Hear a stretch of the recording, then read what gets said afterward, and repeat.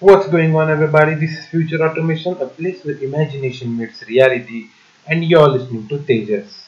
So, we have seen some Facebook automation, some GitHub automation, and also some Amazon, only one video of Amazon automation. So, this time I thought let's change the track and we'll play some game this time and put some Python in the game and we'll make something out from that. So, basically, we are going to play GTA 5 using Python and Android. So with a cup of coffee, let's get started.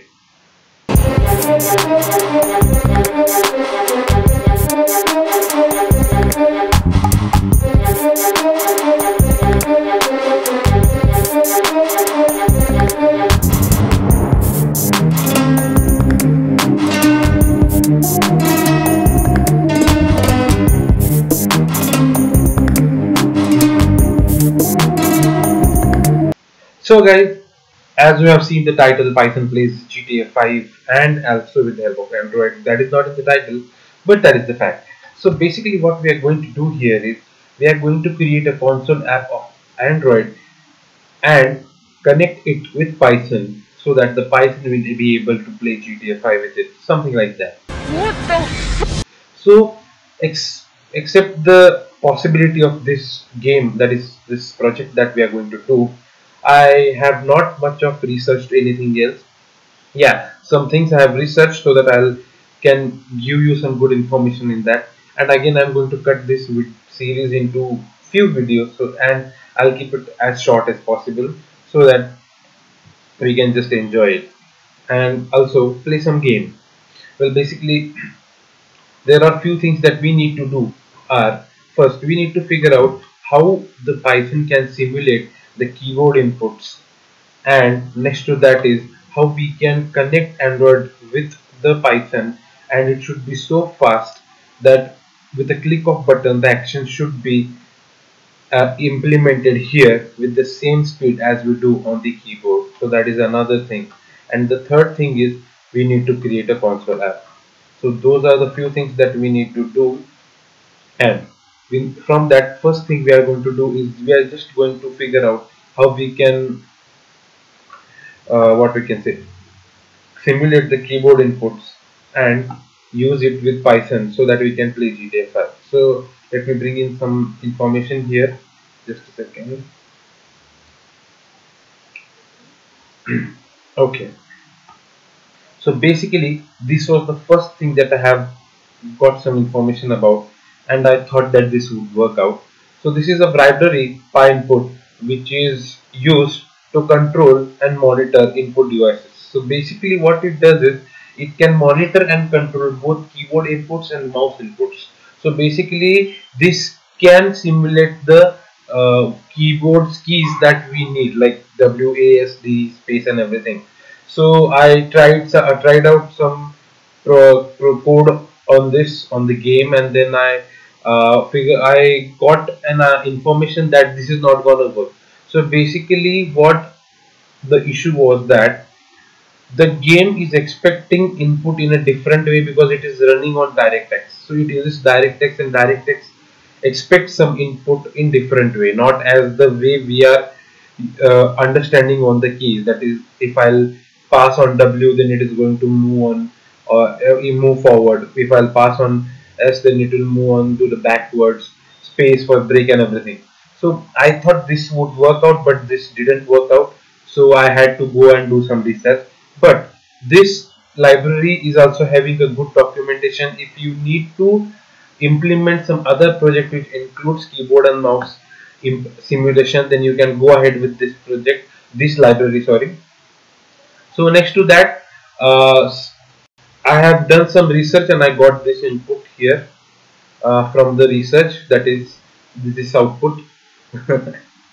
Okay, so someone here has already given the answer to this question of how we can simulate this for gaming and using Python. So what basically they have done is the guy has simulated the key presses for Half-Life, and I think so another game, Minecraft, I guess somewhere they have written. So here, yeah, Minecraft. So they what they have done is they have created a code which will simulate the input in the way the DirectX is expecting. Now we basically don't need to understand the whole code, but I'll try to give you a brief idea of what exactly it is doing.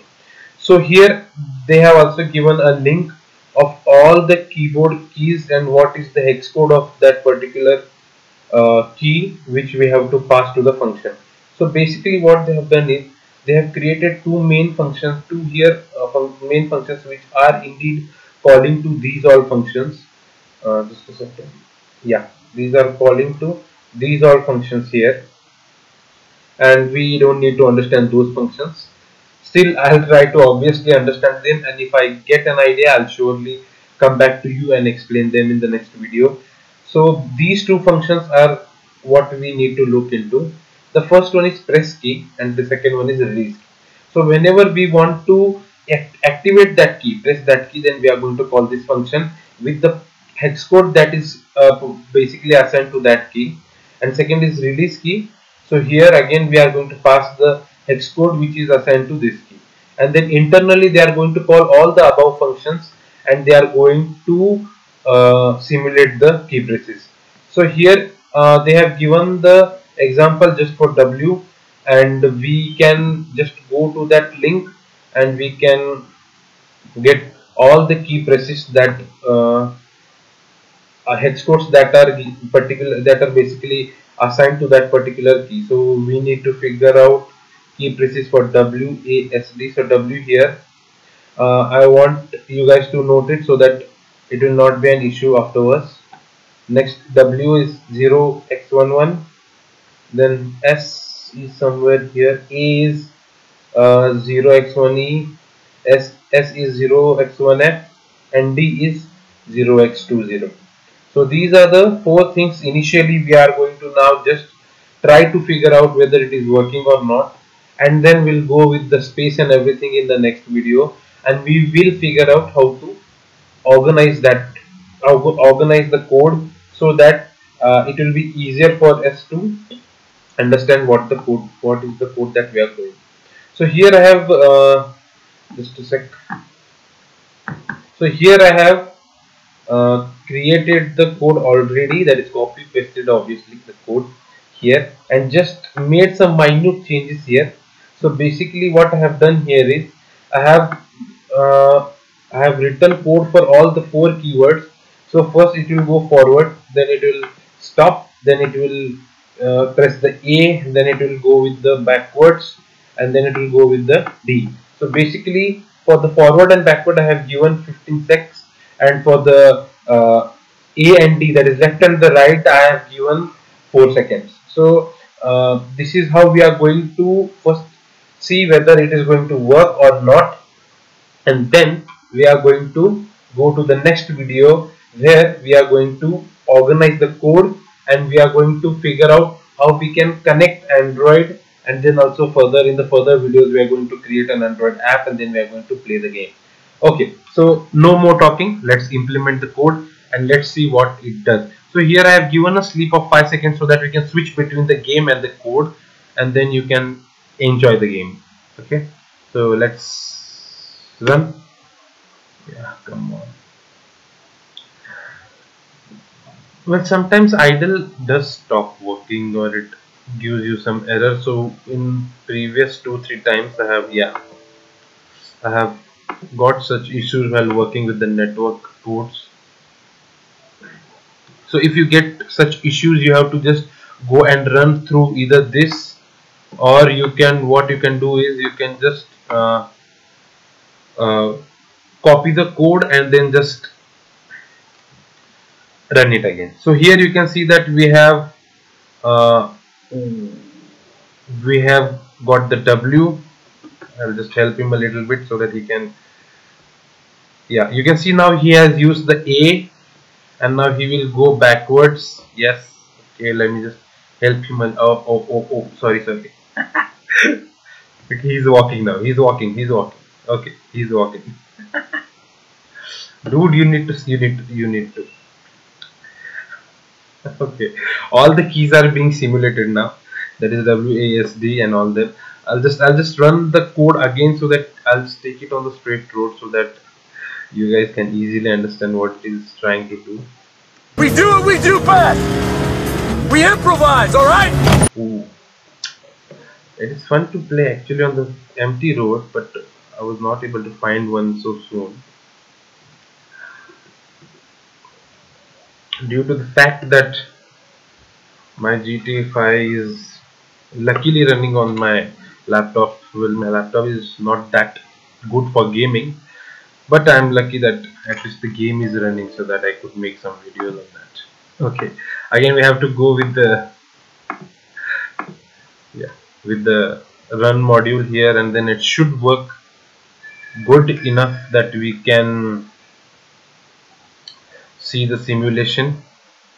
And I don't know why it is not working. Let's check it out. Okay, it was supposed to. Okay, what is going on?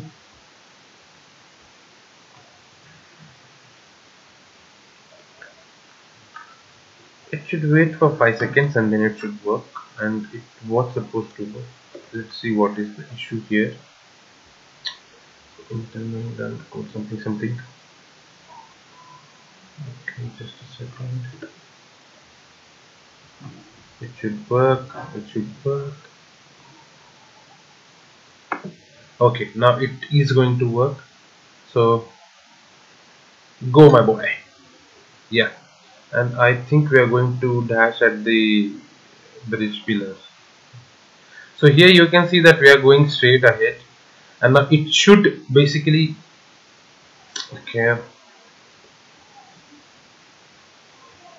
okay, so here it is going backwards now, and I think you should see the D simulation also here somewhere. It will go backwards for a while now. Okay, yes, you can see here that it is pressing the D. Okay, so that was for just 4 seconds.